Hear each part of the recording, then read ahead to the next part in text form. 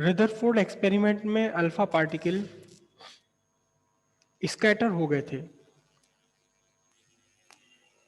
और किसने एंगल पर कौन सा पार्टिकल स्कैटर होगा, इसके लिए उन्होंने एक फिजिकल क्वांटिटी डेवलप की और इस फिजिकल क्वांटिटी का नाम था इम्पैक्ट पैरामीटर। इम्पैक्ट पैरामीटर, ये मैंने न्यूक्लियस लिया, न्यूक्लियस की सेंटर से लाइन ड्रॉ कर ली है, ये पूरा न्यूक्लियस, ठीक है। उन्होंने देखा क्या,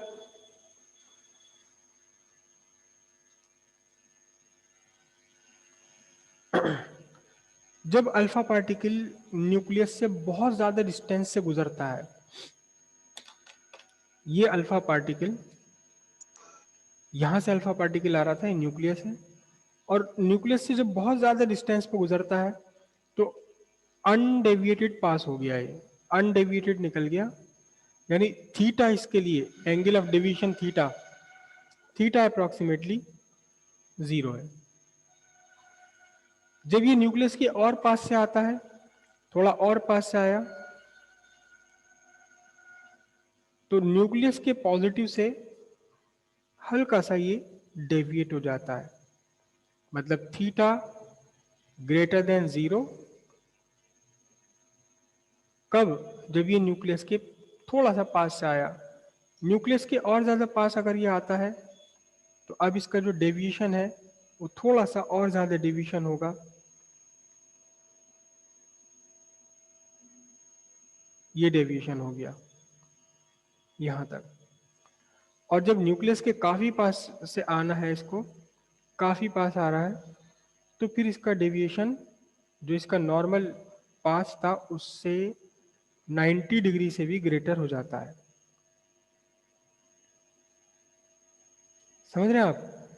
यहां से इस रास्ते से आया, न्यूक्लियस के काफी करीब आ रहा था ये, न्यूक्लियस का पॉजिटिव, अल्फा पार्टिकल का दोनों पॉजिटिव, और आया और यहां से डिफ्लेक्ट हो गया। कितने एंगल पर डिफ्लेक्ट हो गया? थीटा ग्रेटर देन 90 डिग्री पर, ये थीटा लेस देन 90 डिग्री। थोड़ा और दूर से आया तो डेविएट हुआ, लेकिन लेस देन 90 डिग्री से काफी दूर से आया तो हल्का फुल्का डेविएशन हुआ। बहुत दूर अगर आ रहा है तो फिर डेविएशन इसका नेग्लिजिबल है। और इसे शो करने के लिए उन्होंने एक नई फिजिकल क्वांटिटी बनाई जिसका नाम दिया उन्होंने इम्पैक्ट पैरामीटर। उन्होंने कहा कि जब इम्पैक्ट पैरामीटर की वैल्यू 100 के आसपास होती है, प्योर रेशियो है ये, जब इम्पैक्ट पैरामीटर 100 के आसपास होता है तब अल्फा पार्टिकल का डेविएशन नेग्लिजिबली स्मॉल है, अप्रोक्सीमेटली 0। जब इम्पैक्ट पैरामीटर आपका होता है 20 के आसपास का तो हल्का फुल्का सा डेविएशन आ जाता है, किसमें? अल्फा पार्टिकल में। जब इम्पैक्ट पैरामीटर आपका होता है 10 के लगभग तो फिर काफी बड़ा डेविएशन यहाँ आ जाता है, 90 डिग्री से कम। और जब इम्पैक्ट पैरामीटर की वैल्यू 2.5 के आसपास है तब अल्फा पार्टिकल का डेविएशन ग्रेटर देन और राइट एंगल होता है, 90 डिग्री से ज्यादा। और इस इम्पैक्ट पैरामीटर की वैल्यू उन्होंने कहां से निकाली थी? इस पूरे फॉर्मूले की आपको डेरिवेशन नहीं है। इम्पैक्ट पैरामीटर को रिप्रेजेंट करते हैं बी से, स्मॉल बी से, 1/4 pi epsilon naught ZE² cot θ/2 whole divided by kinetic energy of alpha particle. ये एंगल ऑफ डेविएशन है और ये इम्पैक्ट पैरामीटर है। इम्पैक्ट पैरामीटर बी कहाँ लिया गया? वाई पे लिया। तो नॉर्मल लैंग्वेज में, सिंपल लैंग्वेज में हम क्या कह सकते हैं कि इम्पैक्ट पैरामीटर, ये जो इम्पैक्ट पैरामीटर है, ये इम्पैक्ट पैरामीटर एक तरह से परपेंडिकुलर डिस्टेंस है। किसका परपेंडिकुलर डिस्टेंस है? सेंट्रल लाइन ऑफ न्यूक्लियस, ये आपकी सेंट्रल लाइन ऑफ न्यूक्लियस है, सेंट्रल लाइन ऑफ न्यूक्लियस, और जो अल्फा पार्टिकल का इंसिडेंट का पाथ है, इन दोनों के बीच का परपेंडिकुलर डिस्टेंस आप कह सकते हैं इम्पैक्ट पैरामीटर है। एग्जैक्टली परपेंडिकुलर डिस्टेंस तो नहीं, लेकिन इस परपेंडिकुलर डिस्टेंस से इसको रिलेट कर सकते हैं आप कि जब ये डिस्टेंस ज्यादा है।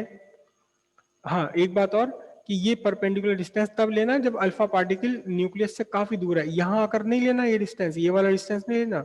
जब अल्फा पार्टिकल इस न्यूक्लियस से काफी ज्यादा दूर है तब हम कहेंगे कि इसके बीच का जो परपेंडिकुलर डिस्टेंस है, किस किस के बीच का परपेंडिकुलर, न्यूक्लियस की सेंट्रल लाइन और अल्फा पार्टिकल का इंसिडेंट, इन दोनों के बीच का जो परपेंडिकुलर डिस्टेंस है इसे हम कहेंगे इम्पैक्ट पैरामीटर। कैसे गिवन होगा, 1/4πε0 z square cot theta by 2 divided by kinetic energy of alpha particle. यहां z की वैल्यू है, क्या हो सकती है z की वैल्यू, ये z की वैल्यू है atomic number of gold. Nucleus पर, गोल्ड के न्यूक्लियस पर कितना चार्ज होगा, जितना उसमें प्रोटॉन्स है, कितने प्रोटॉन्स होते हैं, एटॉमिक नंबर के इक्वल होते हैं। ये एटॉमिक नंबर किसका है, z है, यहाँ एटॉमिक नंबर ऑफ गोल्ड। ठीक है।